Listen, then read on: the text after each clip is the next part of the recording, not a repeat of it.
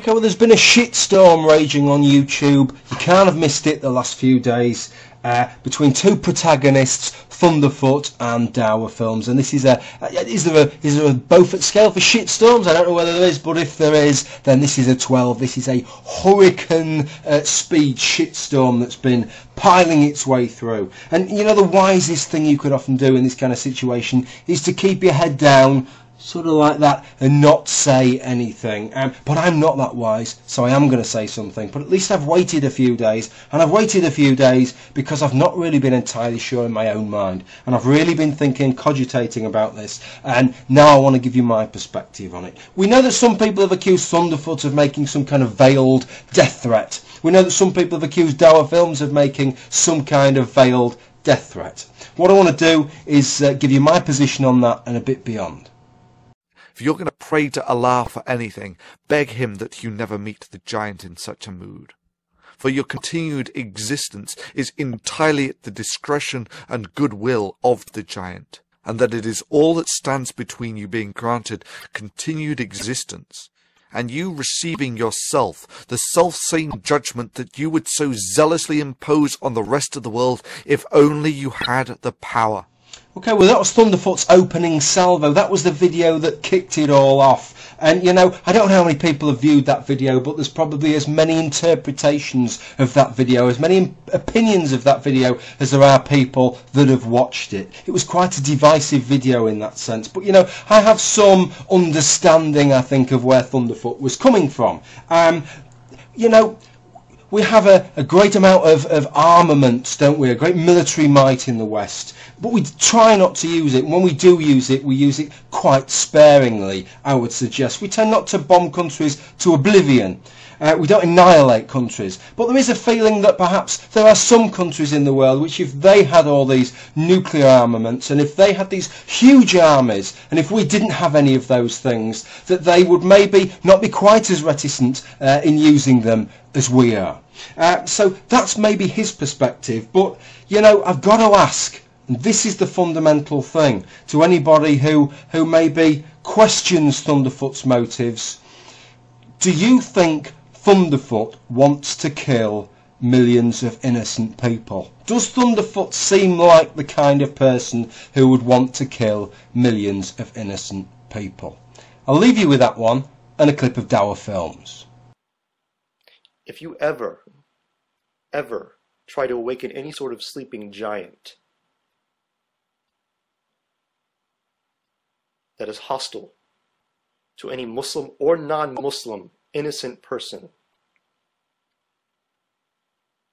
as mandated in the Quran and the true interpretation of the Sharia that all true Muslims and the majority of the Muslims in the world share,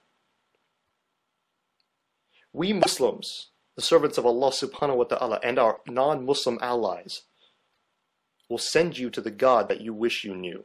Before I say anything sensible about this, I have to say I don't know how many hundreds of millions or billions of Muslims there are in the world, but I doubt that any Muslim has ever said Quran better than Dower Films does in this clip. Absolutely incredible effort. Anyway, I have to ask a question, and the question is the question that I asked of Thunderfoot, because we're trying to read these people's intent, aren't we? What did they actually mean? What they both said seems to be a little bit ambiguous, but what does he mean? So I asked the question, how many people out there actually think that Dower Films wants to kill millions of people in the West, wants to kill Thunderfoot? I would suggest to you that this man is not a warmonger. This man isn't somebody who wants to see this kind of thing happening.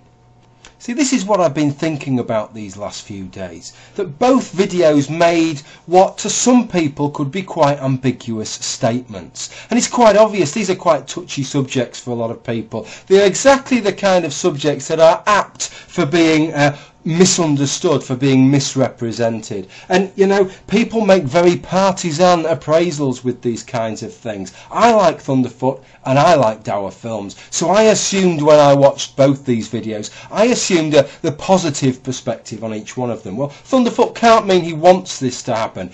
Dower Films, Ali, can't mean he wants this to happen. But I'm not typical of everybody else. There are some people who are very much against Dower Films, there are some people who are very much against Thunderfoot. And what are they going to do? What what is your expectation? Well, your expectation would be that unless a sufficient number of qualifiers, that unless it's made sufficiently clear that they will fear the worst. And that's what's happened, because everybody's interpretation depends on their bias. And when it comes to a subject such as this, you really cannot include too many qualifiers. You have to be extra explicit. If you're not extra explicit, you're going to be misunderstood, you're going to be misinterpreted, and you're going to be misrepresented. And I think that's what's happened here.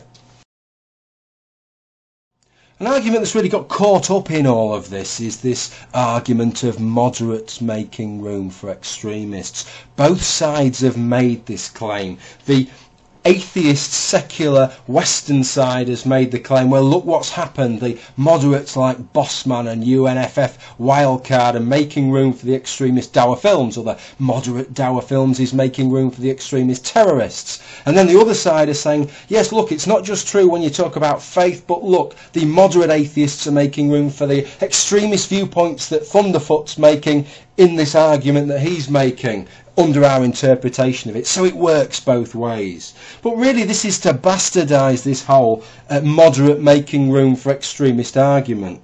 The reason that argument was first made boiled down specifically to the concept of faith, and that faith in itself is a good thing.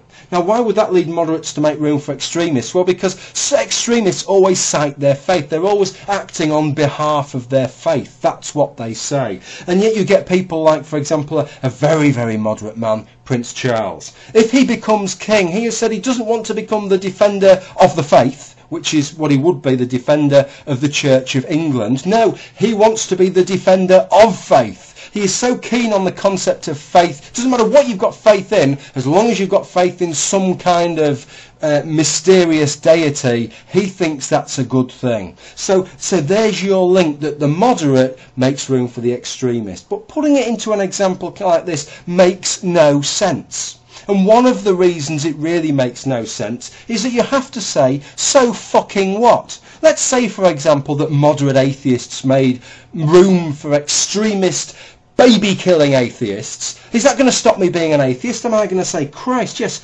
so it does. Well, in that case, I better start believing in God anyway. It's just ridiculous, this idea that we should start using that as an argument against people. You might as well just let that one go. That's just my view on that one. Okay, so in my view, both those videos were blown a bit out of proportion. We're having a go at moderates where really it isn't appropriate. That's my view. But what is there to go at? Well, who is the bad guy in all of this? Well, let's remember what this was about originally. It was about a South Park cartoon and a response to that cartoon. Let's not forget the history of this. There was these Danish cartoons published, and what happened as a result of that? Well, over 100 people were killed around the world. There were Islamic riots all throughout the Arabian world. It really didn't portray Islam in a very good light. There must have been a lot of Muslims cringing around the world, actually, as a result of that. There were some despicable placards. It was a despicable attitude. I think we expected more of the same, maybe quite not to that level, but surely most people expected a little bit more than we got. Surely the press expected a bit more than a few posts on one forum. Sure, addresses were put down, sure there were veiled threats, nobody's denying that here, but you know, given that there are hundreds of millions of Muslims around the world, I think we expected a little bit more, and yet all the looking the press has done, it's not really come up with very much, has it? It's been a bit of a non-event, I would suggest, and I think it's been overblown. And yet what has Viacom done? Well, Viacom has done exactly what the fucking whole media did with the Danish thing. It's let us down. Despite this response that must have been 100 times less than they should have anticipated, they still started censoring the cartoon. Apparently they withdrawn the other episode of South Park that had the Prophet Muhammad in. How fucking spineless are they? How spineless were the newspapers when the Danish cartoonists came out? And this is the point I have, because who do I really detest in all of this? Is it the Muslim extremists that are making the threat? No, because there's always shits that are going to threaten you. There's always people that's going to try and stop you saying what you've every right to say. and you're never going to get away from that. But you know, the press sees itself as the paragons of free speech. They always fucking stand up, and they're not scared, or this is what they tell us. And yet what happened when these Danish cartoonists put these cartoons out? Well, what should have happened is that every newspaper should have published them and said, look, we're all going to stick together on this, we're all going to stand by this, and we're going to stamp this one out, because you can't attack all of us. But you know, for all their bravado in the newspapers, we have some shit rags in the UK like The Sun and the News of the World, scum papers they are, and they don't give a crap. In the name of journalistic freedom, they're quite happy to make your life an absolute fucking misery. If you go to sleep, you can't sleep because you're stressed and scared for the next few months, they don't give a fucking crap if it gets them a story. But when there was a story that may have involved a few sleepless nights for them, oh no, I don't think we'll bother with that one. I think we'll just back off. And it's specifically this kind of attitude that is compounding the problem. A couple of people make a couple of veiled threats on one forum, and a mighty corporation the size of Viacom immediately backs off and hides under the table. What chance have we got? What chance have we got for freedom of expression when mighty corporations of that size, you know, let's not talk about sleeping giants, when media giants of that size go scurrying off, show such a lack of commitment, such a lack of backbone, we're fucked. We're basically fucked. Maybe the best chance we have are the moderates, in actual fact. Let's stop slagging off the moderates, because maybe the best chance we have of changing anything comes from the moderates. But me, I ain't gonna hold my breath on that one. Thank you for watching this video.